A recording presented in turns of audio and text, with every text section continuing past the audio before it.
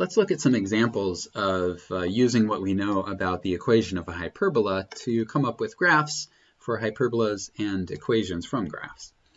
So first, let's sketch a graph of this hyperbola, and let's include any foci and asymptotes in our graph. So because the minus sign is on the y squared term here, we're going to, the general template for the equation of that kind of hyperbola is x squared over a squared minus y squared over b squared equals 1.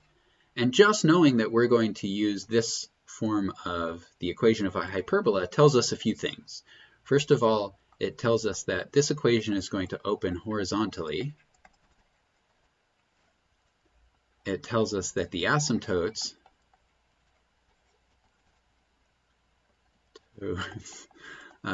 will be y equals plus or minus, it's the vertical distance over the horizontal, and b is the vertical distance. Oh, this b should be squared.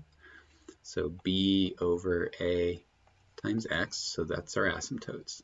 And as usual, c squared equals a squared plus b squared. Okay, so comparing the equation we have to our general template for a hyperbola, it looks like a squared is 4, and that means a is 2. A has to be positive, so it can't be minus 2. And b squared is 1, and so b is 1. Right? So we know that right, a is the distance from the center of the hyperbola to a vertex, and the vertices are going to be on the x-axis since this hyperbola opens horizontally. So we need to go right to, there's a vertex, and left to, there's a vertex. And remember, the asymptotes can help us sort of guide where the hyperbola is going to go, because as the hyperbola moves further from the origin, it gets closer to the asymptotes. So let's graph these asymptotes. The asymptotes are going to be y equals plus or minus b, which is 1, over a, which is 2, times x. So y equals 1 plus 1/2 x, so that's over 2 up 1. So here's one of our asymptotes. And the other asymptote is y equals minus 1/2 x, so that's over 2 down 1. So here's the other asymptote. Okay.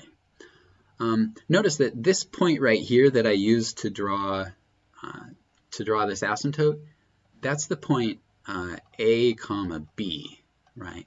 So some people sort of use this as a shortcut. They take their a and their b. You do have to be careful about whether a is horizontal or vertical, but in this case a is horizontal, so you just go over a, you go right a and left a, and that gives you these two spots. And then b is vertical, so you go up b and down b. This gives you a box, kind of. And the asymptotes are the diagonal of that box. So that's a nice shortcut to get your asymptotes.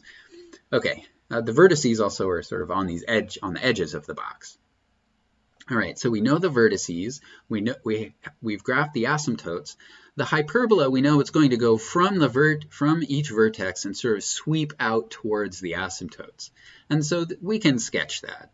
It's going to go like this on this side, and then of course similar on the bottom side. And then on the left side, something similar. It starts at the vertex and sort of sweeps out towards each asymptote. Okay. So there's our hyperbola. We did already graph the asymptotes. So now let's figure out where are the foci for this. Remember, our focal length we called c, and c squared is a squared plus b squared. This relationship is true whether the hyperbola opens vertically or horizontally. So a squared is 4, b squared is 1, so c squared is 5, and that means c is the square root of 5, which is a little bit bigger than 2, so but quite a bit smaller than 3, so our foci are root 5 to the right and to the left of the origin, so something like this. And just to write the coordinates of one of them. This is square root of 5, 0, and I guess we might as well do the other, minus square root 5, 0. Okay, so there's a graph for this hyperbola. Second example, let's graph this hyperbola. So y squared over 25 minus x squared over 3 equals 1.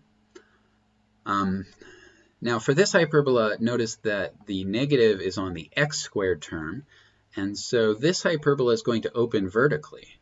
We're going to use the version of the equation of a hyperbola that looks like y squared over a squared minus x squared over b squared equals 1. This hyperbola is going to open vertically. Its asymptotes are going to be y equals plus or minus. Remember that the vertical distance goes on top of this slope, so it's a over b, not b over a, times x, and as always, c squared equals a squared plus b squared. Okay, so comparing the general form of the ellipse with this particular equation of the ellipse, it looks like a squared is 25, so a is 5. B squared is 3, so b is the square root of 3. So, and our asymptotes are y equals plus or minus 5 over root 3 times x. Okay, so we can draw our box. Remember, a is a vertical distance this time, so a is going to go up 5, 1, 2, 3, 4, 5 here, and down 5, 1, 2, 3, 4, 5. So there are our vertices. B is our horizontal distance, and root 3 is about 1.7, so we'll go right 2, and then not quite all the way out to 2, and then left, same amount. This gives us this sort of guiding box that we can use to sketch our hyperbola. It's a very tall box, so it's hard to keep everything lined up here. Okay, and then the diagonals of this box are our asymptotes. So that's going to be like this, and like that. Those are some extremely unstraight lines. Okay, and our hyperbola is opening vertically, so we'll start at the vertex, which is on the edge of the box, and sweep out towards the asymptotes along each side. So like this. Okay, nice. So there's our hyperbola. We need to get our foci, remember, so c squared is a squared plus b squared, so that's 25 plus 3. So c squared is 28. So c is square root of 28, which is 2 root 7, I guess. We're going to want a decimal approximation for that so we can get it in somewhat the right place. So 2 times square root of 7 is about 5.29. So these vertices are at 5 from the origin, so we need to go just a little bit further. So there and there for our foci. So this one is 0, 2 root 7, and this focus is 0, minus 2 root 7. Okay. So graphing a hyperbola from its equation, not too bad. Let's go the other way. Let's start with some sort of graph or geometric description of a hyperbola and come up with an equation. So let's find an equation for a hyperbola whose center is at the origin. It has a focus at 0, 3, and a vertex at 0, minus 2. So let's sketch all of this just to get everything pictured in our minds. So here's our coordinate system. Center is at the origin, and that's good because the only equations we have for hyperbolas have their centers at the origin. Focus at 0, 3, so let's plot that. 1, 2, 3. So that's a focus. Call it F1. now that we know that where the center and the first focus is, the second focus has to be an equal distance downward. So we can actually plot that immediately. 1, 2, 3. There's focus 2. All right, also we have a vertex at 0, -2.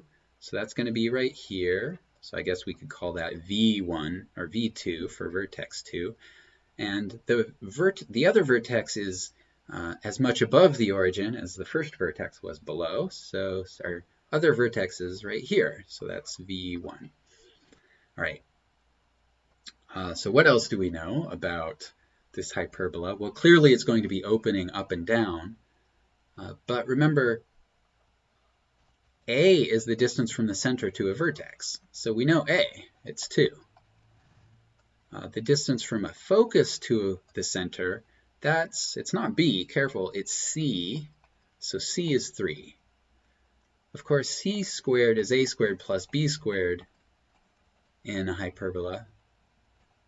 So C squared is 9, A squared is 4, and so we can find B squared. So looks like B squared is 5, and B is the square root of 5. Okay, so now we know B, and we know B squared, we know A, we know that this vertex, we know that this hyperbola is opening vertically. Since it's opening vertically, we'll use the version of the equation of a hyperbola where the minus sign is on the x term. And now we can just put in everything we need. So y squared over a squared is 4 minus x squared over b squared is 5 equals 1. Okay. And it seems like a shame to not sketch the hyperbola. It's going to be something like this. Oh, I'm really bad at drawing hyperbolas today. Okay. Last example, let's find the equation of this hyperbola. This time, instead of a geometric description of the hyperbola, we have a graph. Of course, this graph is giving us a lot of the same information as the geometric description did. Right? If you look here, first of all, it's opening horizontally. Our distance A is 3, and our focal distance C is 4. So actually, this is almost the same as the last example. It's just the numbers are a little different. It's opening a different direction. So C squared, we need to know B to write the equation of this hyperbola. C squared is A squared plus B squared, as always. C squared is 16 this time. A squared is 9 plus B squared. And so B squared is 7. And so B is root 7. B is root 7. We need to use the version of the equation of the hyperbola where the minus sign is on y, because this hyperbola opens horizontally.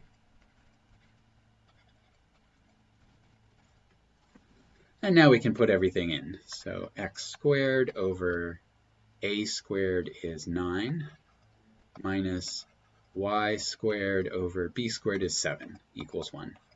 And there's the equation of our hyperbola.